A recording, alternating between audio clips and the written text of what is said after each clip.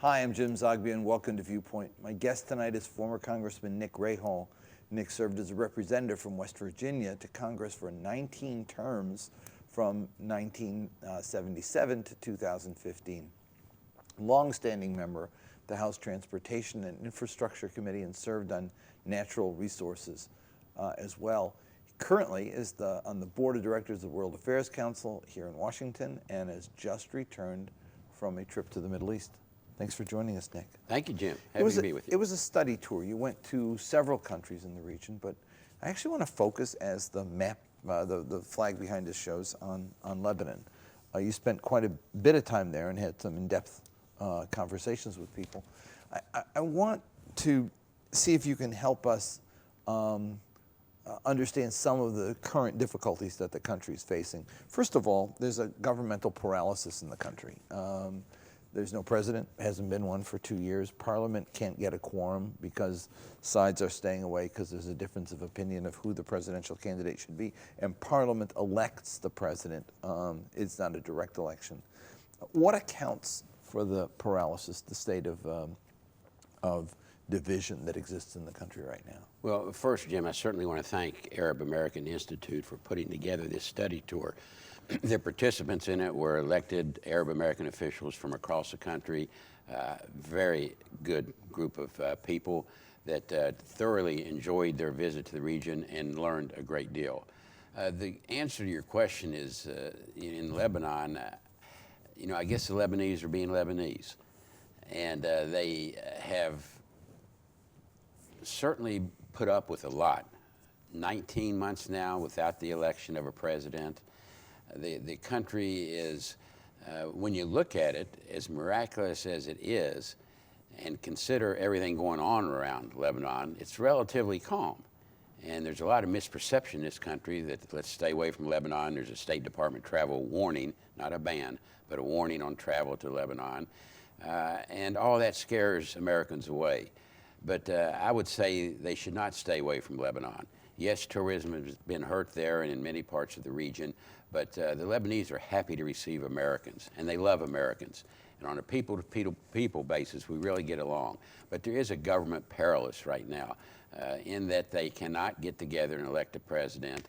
Many different factions are at play here. It's highly complicated. There's more sides to the factionalism in Lebanon than there is to Rubiks Cube. It keeps changing. Some would say the Christians are united today because of the Jah-Jah-Un alliance, but that's really not the case. And the Lebanese are looking at it as, well, there they go again. Politicians playing games for their own special interests. That's how the people of Lebanon see it. The issue in Lebanon is that the prime minister is a Sunni Muslim, the speaker of the parliament is a Shia Muslim, and the president is Christian. Christians are looking at this paralysis and the lack of election of a president as putting them at risk, denying them a key voice. You met with some Christian leaders in the country, Christian political leaders, I should say. Yes. How are they feeling about that? Are they feeling compromised, threatened, weakened? Well, the rivalries within the Christians are probably more severe than any rivalries in that country, all based on personal past histories. The fact that Saad Hariri had joined with longtime rival Frangia in a coalition Saad Hariri coming from the a Sunni led coalition, and Frangia being a Christian leader from the opposite, the Shia-led coalition. Correct, and Saad Hariri being Saudi-backed, and Frangia being one of Assad's closest friends in Syria, despite the past history. So the Christians saw that as a slap in the face to Jah, and therefore he, in a personal effort to get back at Saad Hariri, in my opinion, said, well, I'm going to join forces with Ayun, who is the Hezbollah Shia-led Christian-backed presidential candidate. Exactly. Thanks for those clarifications. So it is a Rubik's Cube. Yes. The question is, the Rubik's Cube isn't being solved. It's still in play. You answered it in part by saying tourists don't be afraid, but with the government institutions not functioning, how does the country operate? I mean, what's it like being there?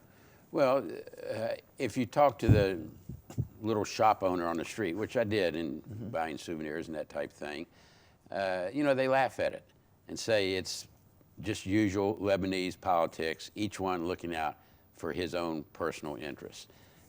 My life is going to go on. I'm going to continue to run my store, get up every morning, worry about my family, just like Americans do every day. But they're totally tuned out to what's going on in the political arena. And you're right that there's a vacuum there, but yet it seems that's what allows Lebanon to survive. Some of the basic necessary administrative functions are getting done by the cabinet, but not when it comes to the personal pockets or big contracts that are to be let. It almost sounds like a conservative Republican's dream country. With no government, it's functioning. Exactly. The less government, the better. I've always argued, though, that one of the problems in Lebanon is this very asset of its resilience. I mean, the people have been through civil war for 15 years, tremendous amounts of blood were shed, and yet people were like, get up every day, go to work, do what you have to do.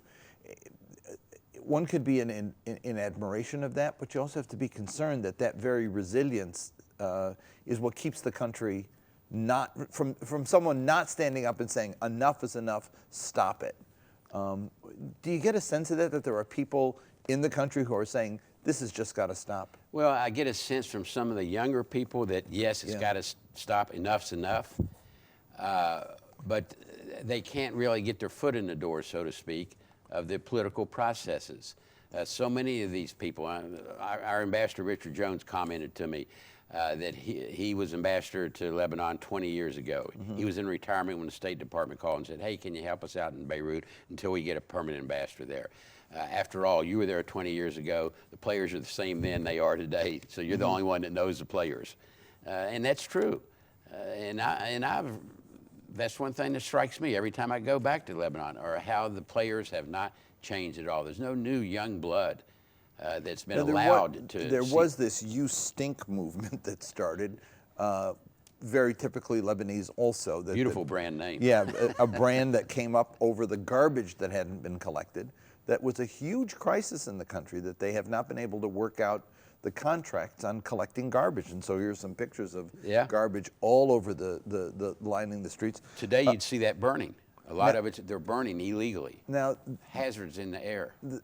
That's the question I had, was that, was it that visible? I mean, this is one picture that I know your folks took. Yes. But is it stinking? I mean, is it a mess? It's not as visible as it was perhaps several weeks ago.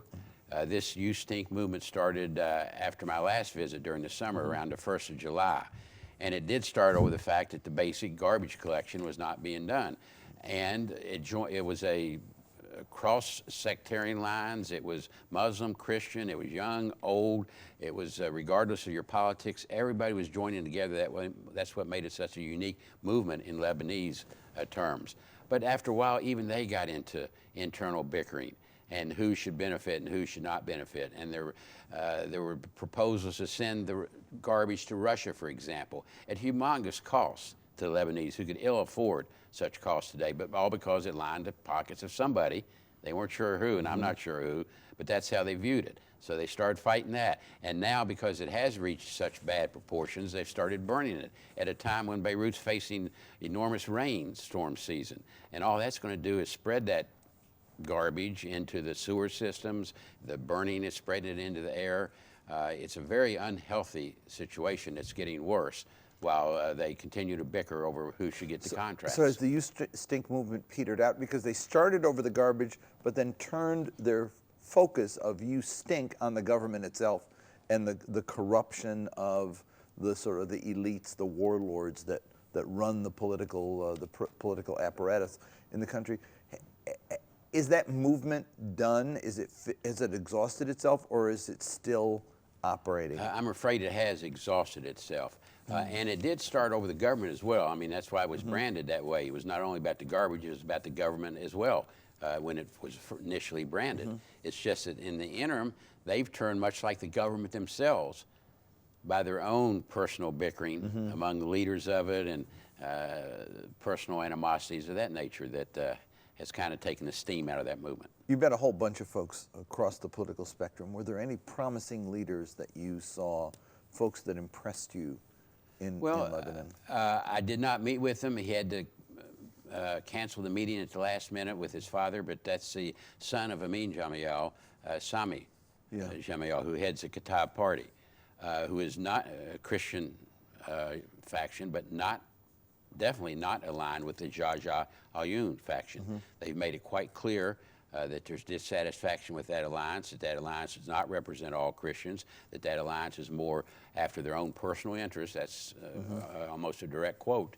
And so there's problems, that's the problems within the Christian community. But he seems to be a young, inspiring type of leader that I think has potential for the future. Any others? That's the only one I can think of right off. That's why I said earlier, there's just nobody on the horizon. You went to the refugee camps, yes, both Syrian and Palestinian. I want to start with the Syrian side first. 1 out of every 4 people in the country right now is a Syrian refugee. Did you feel that on the streets? Was that sense? I mean, I'm thinking of America. If we had 100 million refugees in the country, which is what it would be, to be 1 out of 4 at the end of the day, it would be visible. I mean, was it there? Could you feel the fact that there was this huge additional population in the country? In the camps, yes, you could. 1.6 million refugees, and that's just registered. Countless others are not even registered. God bless the UN relief agencies that are trying under horrendous circumstances to help. Other relief organizations that are in these camps with whom we met, United Youth for Lebanon, another organization trying to help. These people are just doing tremendous work under very difficult circumstances, and they're making a difference. They're giving a lot of these refugees, especially the young ones, hope that they can survive until they return to their homes. And that's what they want to do. They want to return home. They are placing a tremendous burden upon the Lebanese right now, displacing Lebanese jobs because they are willing to work at a much less rate. They can afford to do it at a much cheaper rate than the Lebanese can work many of the jobs. And so there is a strain on the Lebanese economy, infrastructure, and jobs of the Lebanese people. Are the Lebanese people feeling it? Did you get a sense of, yes, is there a tension over this issue? Yes, yes. And, you know, God forbid there's not been any trouble inside Lebanon yet, as I mentioned earlier, but there's always a potential that even if one of this 1.6 million turns bad, that it could be a spark that ignites a very bad fire. You talked about the relief agencies. I want to get into that in a minute, but the Lebanese government itself, the ministries and the institutions as they exist, how are they weathering this storm of the stress on classroom size, on medical services, on water and energy, et cetera? I mean, how is Lebanon supporting itself under these circumstances? Well, in a very difficult way, and I'm not sure I know the full answer to that because it is such a tremendous strain. And Lebanon's debt problems are severe, and their tourism is down dramatically. Empty hotels, the tourist sites are not being visited. That's a drain on their revenues as well. They are looking to the United States for help. We have helped, but not to the degree that I feel we should. They're also looking to the other Arab allies in the region, our Arab allies in the region, other countries in the region, and in the world to help on this tremendous refugee strain on their infrastructure. So they are getting help from other countries. Palestinians are probably the least understood story in this equation. The Palestinians who left Syria, who were basically had no place to go because the camps were overrun by ISIS and other related groups, they fled into Lebanon and ended up in the Palestinian camps that were already overcrowded. And so you have a double overcrowding. You visited some of the Palestinian camps. I think you were in Shatila? Yes. Which had been the scene of that horrific massacre back in the 80s. 1982, September 1982. Tell me, what did you see there on the Palestinian side in terms of this overcrowding and difficulty? Are the Palestinians in the camps welcoming those who've come in, or is there tension between them? There's tension, and what was very bad before has gotten very, very, very bad now. There's been no improvements.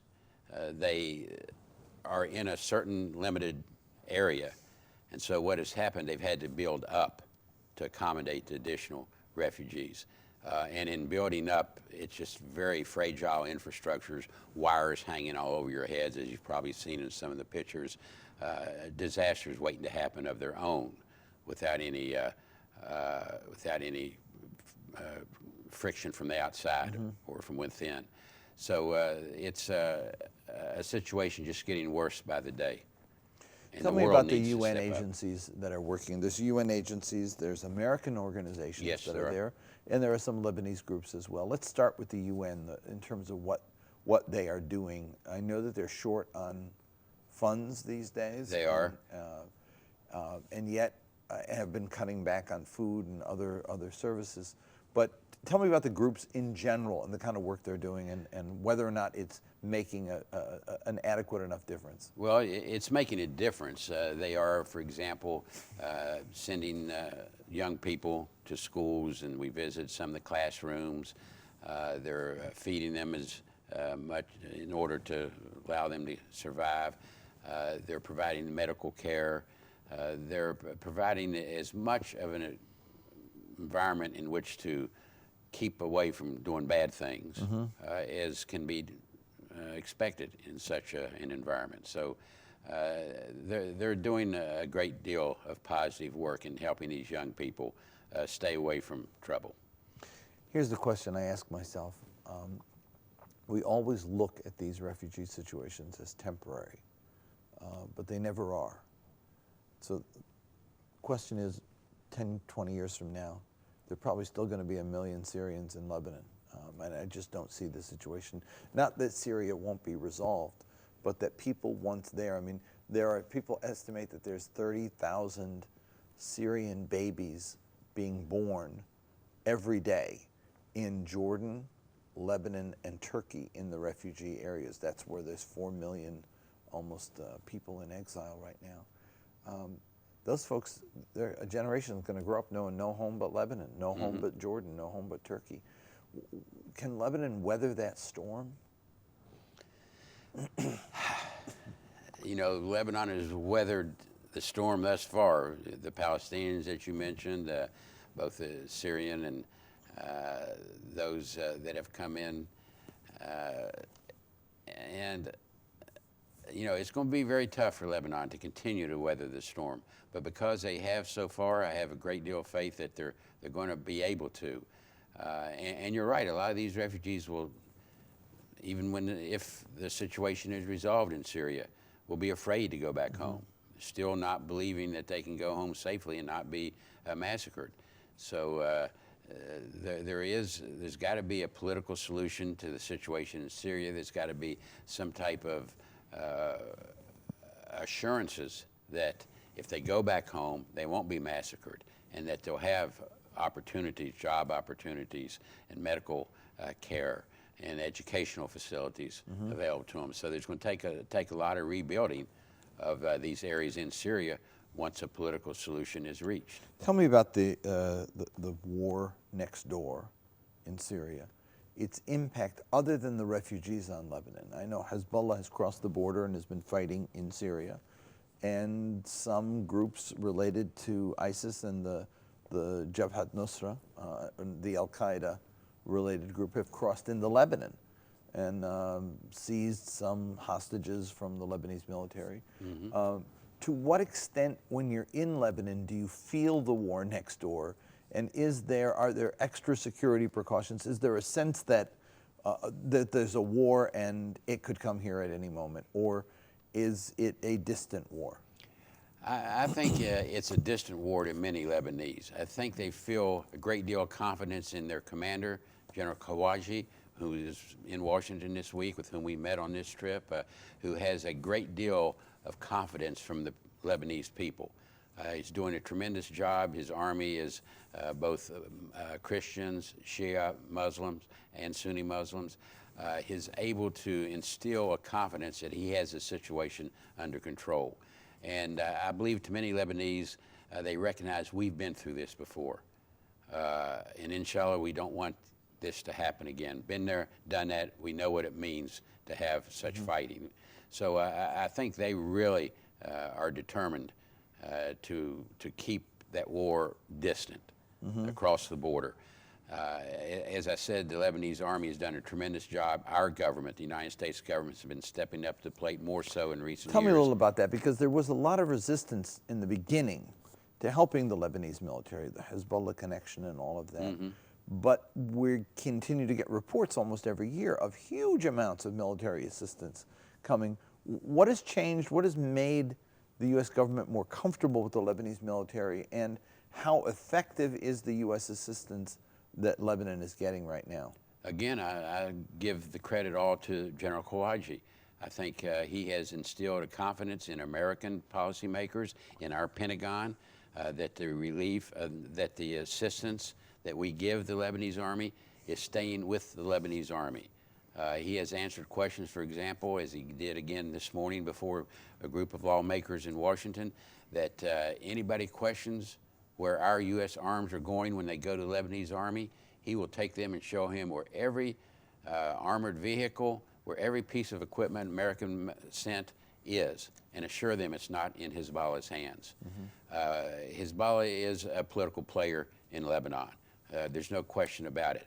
But as far as the general is concerned, his concern is about Lebanese security, and what happens to what happens to Hezbollah in the future is part of a political negotiations of the countries in the region. So Hezbollah is not his concern.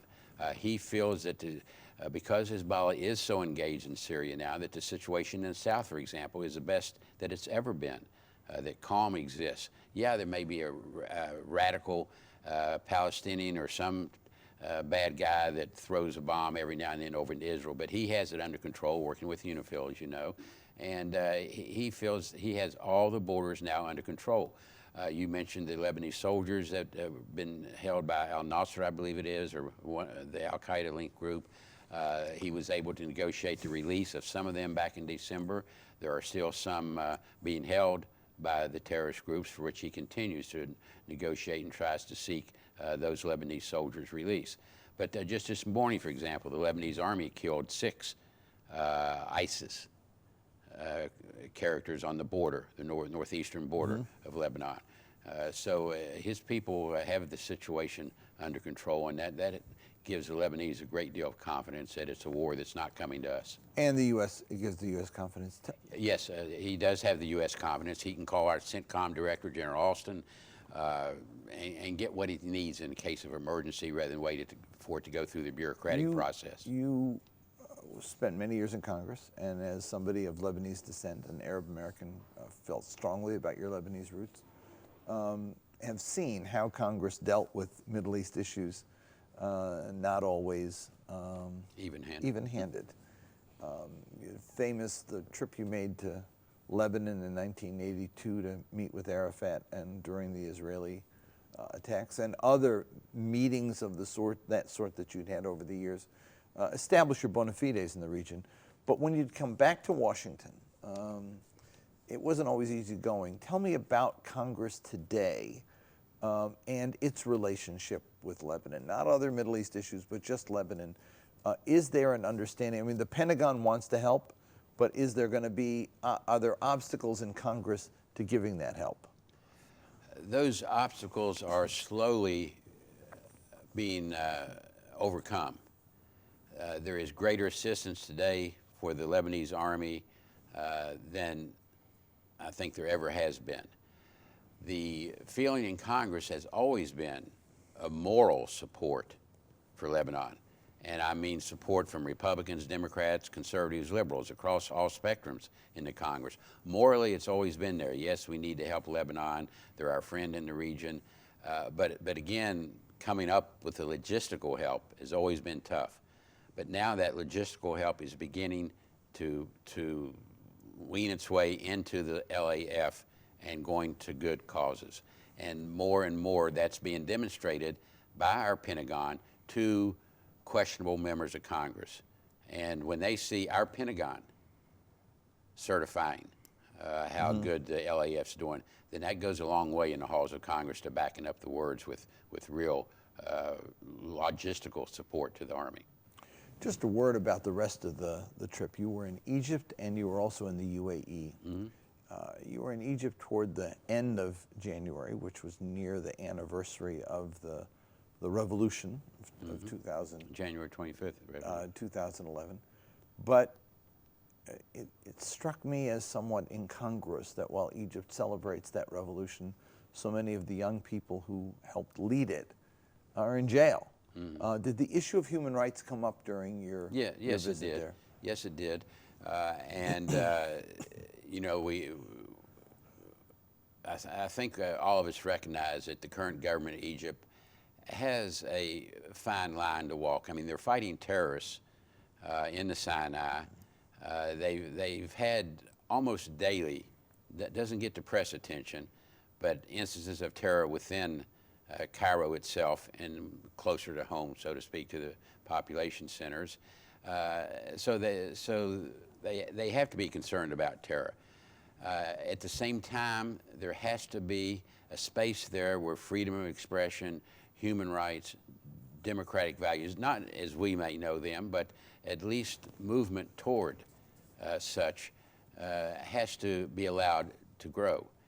And I think that the United States needs to recognize how strategic Egypt is, not only because of its location in the region, but because of its vital links to that part of the world. I mean, I could see where Egypt, if they could get their act together, and I believe they will, could play a vital role, perhaps even as a middle person between Saudi Arabia and Iran, and thereby help mediate, be a big mediator in the region like they used to be. You were in the UAE. You only have like a minute or so left to go. What's your lasting impression of that part of the visit? Wow, it's so different from the rest. Yeah. I mean, you don't even run across a pothole in Abu Dhabi or Dubai, as you know. They have a system in place that seems to please every individual in their country.